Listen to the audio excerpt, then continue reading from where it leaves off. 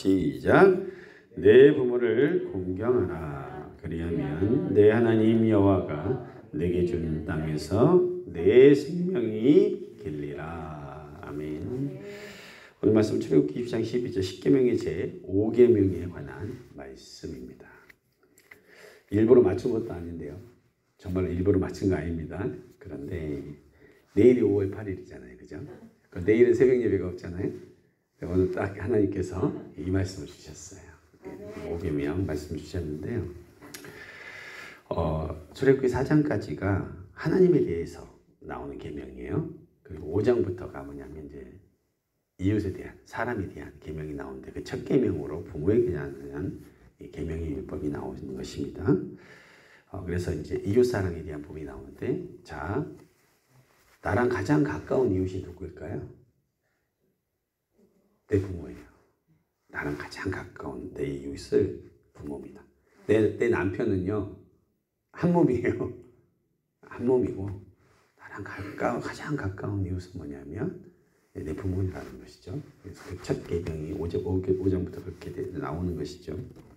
여러분, 이 십계명의 말씀, 이 십계명의 말씀, 이 말씀은요, 이 5계명은 여기만 나온 게 아니라 신명기 5장 16절에도 나와요.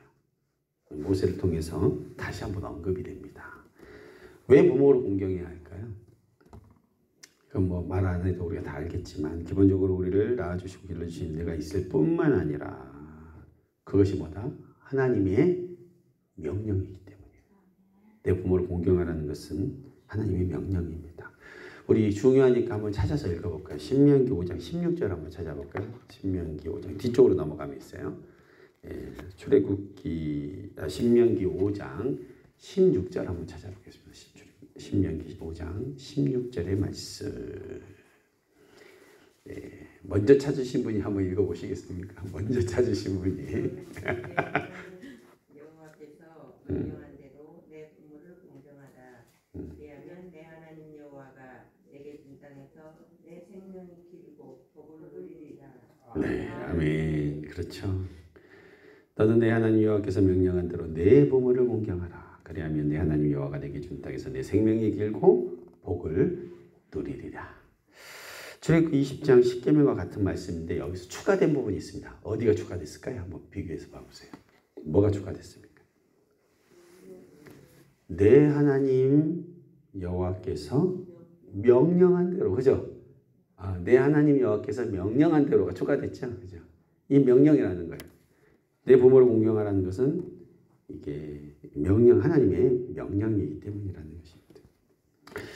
부모를 공경하는 자세는요, 하나님 명령에 순종하는 모습이라는 거예요.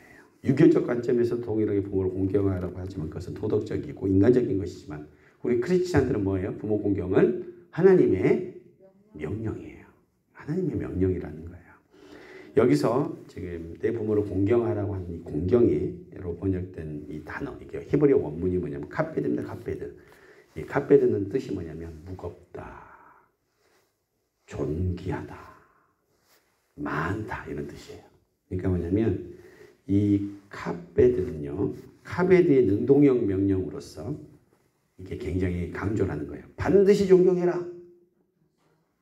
절대적으로 존귀히 여겨라. 이런 뜻이에요. 원어적으로 보면 굉장히 강력한 겁니다. 그래서 이 카베드란 단어가 다른 곳에서 쓰였는데 어디에 쓰였냐면 시편 66편 2절하고 이사야서 40장 5절에서 쓰였는데, 어떻게 할 때 이 단어가 또 쓰였냐면 하나님을 영화롭게 한다고 할 때, 하나님을 영화롭게 하면서 그분을 경외한다고 할 때 이 단어가 또 쓰여요. 그러니까 뭐냐면 이게 그 하나님을 영화롭게 하고 경외롭게 하는 것, 그런 것처럼 어떻게 해라? 내 부모를 공경해라. 이렇게 표현을 하는 거예요. 그리고 또 잠언 3장 9절에서도 공경하다라는 표현으로 동일하게 이 단어가 쓰여요. 잠언 3장 9절에 내 재물과 내 소사 내 처음 익은 열매로 여호와를 공경하라 할 때 이 공경의 단어가 바로 이 단어라는 거예요. 그래서 내 부모를 공경하라는 것이 하나님을 공경하는 일처럼 얼마나 중요한 일인가를 성경은 얘기하고 있는 겁니다. 그냥 흘러넘길 것이 아니라는 것이죠. 부모님 관계성에 있어서 하나님을 대신하는 권위를 지닌 존재예요. 관계성에 있어서. 그래서 자녀들은 부모를 섬기는 일이 하나님을 섬기는 일인 것처럼 정성스럽게 해야 된다는 것입니다. 십계는 이 부모의 공경의 율법에 순종한 자들에게 뭘 약속했어요? 복을 약속했어요. 하나님의 복을 약속했어요. 오늘 본문의 후반절 한번 읽어볼까요? 오늘 본문의 후반절에 뭐라고 되어 있습니까? 그리하면부터 시작. 그리하면 내 하나님 여호와가 내게 준 땅에서 내 생명이 길리라. 이 축복의 약속은 비단 출애굽기 20장이나 신명기 5장에서만 언급된 것이 아니에요. 신약 사도의 사도 바울도 이 에베소서에서 동일하게 언급합니다. 제가 읽어드릴게요. 에베소서 6장 1절에서 3절 들어보세요. 자녀들아 주 안에서 너희 부모에게 순종하라. 이것이 옳으니라. 내 아버지와 어머니를 공경하라. 이것이 약속이 있는 첫 계명이니 이로써 내가 잘되고 땅에서 장수하리라. 에베소에서도 바울은 동일하게 얘기해요. 그러니까 성경은 뭐냐면 부모 공경에 대한 동일한 관점과 축복의 약속을 우리에게 계속적으로 해주고 있다는 거예요. 자, 내게 준 땅에서 생명이 길리라 그랬고 또 내가 잘되고 땅에서 장수하리라 하셨거든요. 성도 여러분, 부모 공경의 말씀은요. 약속이 있는 첫 계명입니다. 약속이 있는 첫 계명은 뭐예요? 보상이 있는 첫 계명이라는 거예요. 보상의 약속의 말씀을 하신다는 거예요. 근데 어디서 잘 되냐? 내게 준 땅에서 잘 된대요. 그거는 뭐예요? 지금 여러분들이 서 있는 땅, 여러분이 서 있는 직장에서도 그렇고, 그죠? 내가 있는 나의 사업터, 일터에서도 그렇고, 그죠? 내가 이 땅에 서 있는 이 땅에서 복을 누린다는 거예요. 내가 있는 그 자리에서 복을 받는다는 거예요. 여러분, 나의 생업의 현장에서 잘 되는 일이 벌어진답니다. 이것이 부모 공경에 대한 하나님의 약속입니다. 신명기 5장 16절에서 내게 준 땅에서 내 생명이 길고 복을 누린다고 약속하셨어요. 장수도 하고 늘도록 복을 누린대요. 얼마나 귀한 말씀입니까? 그죠? 이 복의 선행 조건이 뭐다? 바로 내 부모를 공경할 때 주어지는 복이라는 것입니다. 1계명에서 4계명은 하나님의 명령에 대한 순종, 5계명은 하나님을 공경함으로 사람을 공경할 수 있다는 것. 그래서 가장 가까운 이웃인 내 부모를 사랑하여 실천해라 라는 명령이고, 그럴 때 나머지 6계명에서 10계명 이웃 사랑을 실천할 수 있다는 거예요. 그러니까 이 두 계명, 하나님 사랑과 이웃 사랑을 이어주는 그죠? 이 5계명이 뭐다? 내 부모를 공경하라는 거예요. 굉장히 중요한 건 뭐냐? 내가 내 부모를 공경 못하고 사랑 못하는데 내 이웃을 사랑한다는 게 말이 됩니까? 안 됩니까? 안 된다는 거예요. 5계명을 지키지 않는 자는 나머지 이웃사랑을 위한 실천 과제를 지킬 수도 없고 지키지 않는 것이 말도 안 된다는 거예요. 가식적이고 외식적이라는 거예요. 그러지 않습니까? 내 부모에 널쳐놓고 다른 부모 사랑하고 존경한다. 말이 돼야 안 돼요? 안 된다는 거예요. 나랑 가장 가까운, 하나님 위에 나랑 가장 가까운 이유, 나를 가장 사랑해 주시는 것은 부모님이에요. 나를 낳아주시고 사랑으로 길러주신 부모님도 사랑하지 못하면서 이웃을 사랑한다는 것은 거짓말이죠. 여러분, 제가 보니까 나를 가장 사랑해 주시는 사람이 부모님인 것 같더라고요. 그런 것 같아요. 정호선 시인이 쓴 내 인생에 힘이 되어준 한마디에라는 나오는 내용의 글귀인데요. 이런 것이 있어요. 이 내용이 이래요. 홀어머니를 모시고 살아가던 청년이 교통사고를 당해서 두 눈을 잃게 됩니다. 청천벽력과 같은 일이 벌어져서 청년은 큰 상실감 가운데 지내게 됩니다. 그런데 어느 날 한쪽 눈을 기증받게 되었다는 소식을 듣게 돼요. 그래서 하지만 청년은 그때 크게 기뻐하지 않았어요. 왜냐하면 두 눈을 다 기증받으면 좋겠는데 한쪽만 기증을 받은 거예요.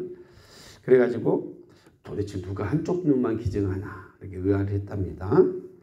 그래도 이제 수술을 받는 게 좋으니까 엄마가 옆에서 그런 거예요. 애야, 한쪽만이라도 좋으니까 수술을 받으려면야 이렇게 간청해서 아들은 이식 수술을 받게 되었습니다. 마침내 수술을 마치고 붕대를 풀던 날 이 청년은 눈물을 왈칵 쏟아내고 말았어요. 왜냐하면 어머니의 한쪽 눈이 없었다는 것이죠. 자기에게 눈을 기증해 주신 사람이 누구였다는 거예요? 엄마였다는 거예요. 이 아들이 기증받은 눈은 바로 어머니의 것이었죠. 울고 있는 아들에게 어머니는 이렇게 말했습니다. 얘야, 두 눈을 다 주고 싶었지만 이 다음에 앞문 보는 애미를 내가 돌봐줄 것을 생각하니 내가 또 양쪽을 다 줄 수가 없었다. 또 자식을 생각했던 거예요. 이게 정호승 시인이 쓴 글에 나오는 내용입니다. 여러분, 이 이야기는 바로 우리 부모님들의 이야기죠. 우리 부모님 우리 자신들의 눈 하나를 빼어서 우리에게 주신 분들이에요. 두 눈을 모두 주고 싶지만 그러면 앞을 못 보는 자신을 돌보는 것이 아들에게 짐이 될까 봐 그것까지도 생각하면서 자신이 줄 수 있는 가장 마지막의 것을 주실 수 있는 분이 누구시다? 바로 우리들의 부모님이라는 것이죠. 한쪽 눈까지 내어주신 부모님들이 이제는 일할 수 없다고, 더 이상 우리에게 줄 것이 없다고 무관심한 것이 바로 우리들의 모습이라는 거예요. 이제는 모든 것을 내어주신 부모님을 우리가 돌보고 공경해 드려야 할 차례라는 것이죠. 여러분, 제가 살아보니까 사랑은 내리사랑이더라고. 그죠? 내리사랑이더라고. 내가 내 자식을 사랑하는 만큼 그거의 반이라도 부모님 사랑하면 정말 대단한 효자라는 소리를 듣겠어요. 내가 봐도 그래요. 내 안에서 내 자녀들 생각하는 것만큼 엄마, 부모님 생각하면 아주 그냥 그죠? 동네 효자라고 소문 나버리겠어.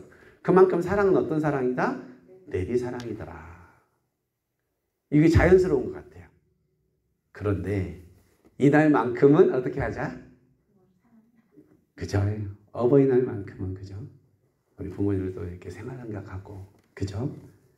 돌아보는 여러분 되시면 좋겠습니다. 저도 우리 부모님 생각하면 참 이렇게 죄송하기도 하고 그래요. 뭐냐면 우리 부모님들도 자녀들의 사랑과 존경이 필요하지 않겠습니까? 그죠? 그잖아요. 여러분들도 누군가의 부모, 자식, 또 그죠? 누군가의 또 부모님 아니십니까? 그런 것 같아요. 저는 이제 이 감옥을 들어오면서 그런 마음이 들었어요. 우리 부모님과 함께 할 수 있는 시간보다 이제 제가 보니까 목회자로 살아가니까 성도들의 어머님이 내 어머님, 내 부모님이 돼야 되겠더라고요. 왜냐하면 장례를 누가 다 이제 인도해요? 자, 제가 합니다, 여러분. 그죠? 그래서 성도님들의 부모님 다 이제 내 부모님이 되더라고요. 최근에 어떤 일이 있었냐면 우리 국경역에서는 권사님 계시지만 김순자 집사님, 네, 어머니 얼마 전에 이제 옛날에 그 얘기를 했어요. 우리 국경역 권사님께서 어머님이 이제 연세도 드시고 그래가지고 치매도 있고 그러셔가지고 이제 그 요양원에 이제 들어가셔야 된다는 얘기를 제가 작년인가 들어가지고 그 얘기를 듣고 얼마 안 돼서 용칠이 삼거리에서 길을 잃고 헤매고 있는 분을 봤어. 머리가 하얀 분. 내가 딱 보니까 우리 김순자 집사 성도님이셔. 그래가지고 내가 갔는데 막 이렇게 어쩔 줄 몰라서 뭐 이렇게 떨고 계시는 거예요. 내가 모시고 집에다 이렇게 모셔다 드렸는데 그 얘기가 생각난 거예요. 곧 가셔야 된다는 얘기를 듣는데 내가 이게 집에 모셔다 드렸는데 내가 눈물이 월칵 나는 거야. 그래서 손 잡아드리고 이제 기도해 드렸는데 그때서 이제 마음이 안심이 되셨는지 저를 알아보는 거예요. 목사님 이러면서 또 우시는 거예요.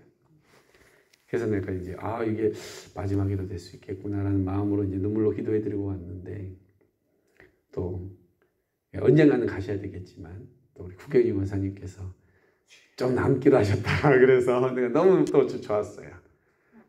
근데 또 전에 또 여기 또 길을 또 잊어보셨는데 또 내 눈에 또 보이신 거야. 그래서 내가 또 모시고 오고 이랬어요. 예. 또 우리 정종숙 집사님도 지금 병원에 계시지만 갈 때마다 참 마음이 그래요. 그래서 참 내 부모님 같기도 하고 더 좋은 곳으로 가셔야 되는데 하나님이 좀 이렇게 편안하게 인도해 주시라는 마음이 또 나고 우리 유영신 권사님 어머님도 그렇고 교회 나오시기 전에 순창의 집에 계실 때 제가 가서 신방 예배 드리고 또 복음 전해드리고 예수님 영접할 수 있도록 기도해 드렸는데 또 이렇게 가끔씩 교회 나오셔서 함께 예배 드리는 게 너무너무 행복하고 좋더라고요. 여러분 오늘만큼은 또 오늘 내일만큼은 누군가의 자녀 누군가의 부모로서 우리가 우리 부모님들 생각하시고 또 우리 부모님들 아직 혹시 복음을 모르고 계신 분들이 있다면 하나님의 복음을 만나게 하신 놀라운 역사들이 있게 도와주시고 또 꼭 천국 가시기를 소망하면서 기도해 주시면 좋겠습니다.